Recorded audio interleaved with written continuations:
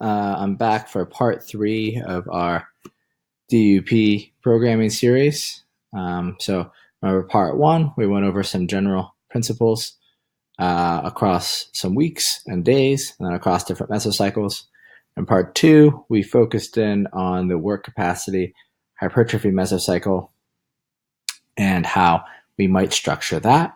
Talked about some considerations there. This week, I wanted to show you guys how I might expand on that and then also progress it into the second week. Now, remember, this program that we're building is a very general program. It's going to help with some hypertrophy if you're massing, but also just be very good for something in the off season to get different movement patterns, a balance of different muscle groups, and so on and so on. So when you're looking at this, just remember that it is something that is very general, and there are many other ways that we could do this, more targeted specifically to goals. But I believe that this would be a very fun program, and you could see a lot of progress on it because it follows a lot of principles. So obviously, if we were thinking in terms of specificity, we would be, targeting general strength overall, the back squat and the bench, but and potentially the deadlift, but also just general full body strength. Okay, so if we're and somewhat athleticism, strength, power. So if we're looking at this program, and last week Zach will probably give me crap for this being a little bit too messy, but I hope you guys don't mind it. I tried to color code it in a fancy way, which took 5 seconds. But we were talking about just these first 2 rows last week up here. And this week I added a 3rd row of accessories and then advanced it. So when I was looking at this, I talked about you really want to think about the crossover muscle groups from day to day, balancing main movements with accessory movements, and making sure that the main reason we do DUP is for fatigue management and also across days fatigue management. So many times when you're learning about training, we'll talk about, you can't back squat and deadlift on the same day, or you can't do these certain things because you can't go lower, or so on and so on. But really, if you choose the movements correctly, you can have very high frequency of muscle groups. You just have to make sure that there's an emphasis and de-emphasis of them.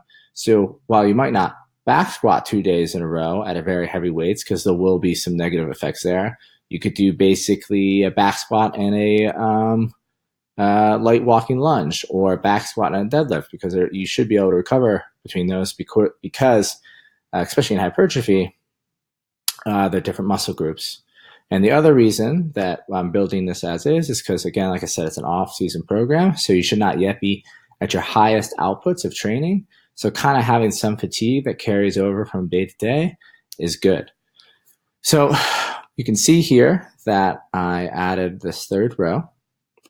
Now, these movements weren't picked, like I said, for any specific reason. You could change these in and out. They're just ones that I tend to like. I think they're very foundational movements, work the most muscles.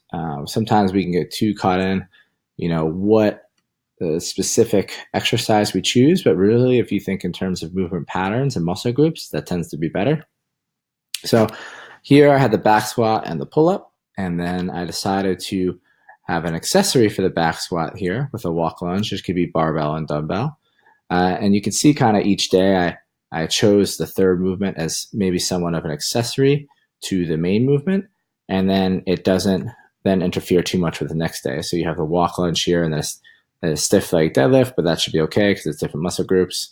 I chose a broad jump here because this is our power day.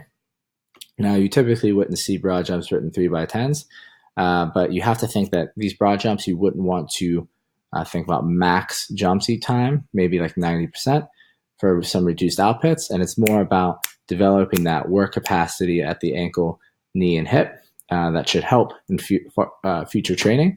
Here with the bench press accessory. So you kind of see as my 3rd movement, I chose an accessory to the main movement. And if you wanted to add a 4th, you could kind of think of that same thing but off the second movement. So you had a pull up here.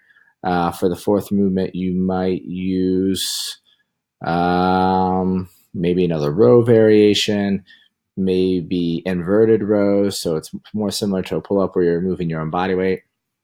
The stiff leg deadlift, you could potentially do like a single leg deadlift or a hamstring curl, so on and so on. And then when we're progressing from week to week, it's a very simple progression. You're adding maybe a set to each movement and a little bit of weight to each movement. And what that would depend on is, one, how long you plan to run the cycle. So we definitely want to start low in this 2 to 3 set range and move up.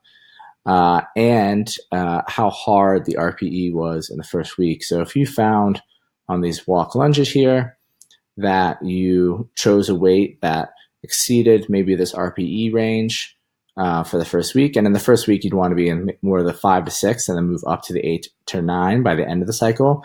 Let's say you started that walk lunge with an RPE 7, you might not advance it into the next week. You might leave it exactly the same and see if the RPE goes down, because it should, if we've already seen that weight for similar reps and sets, it should feel easier the next time that you do it.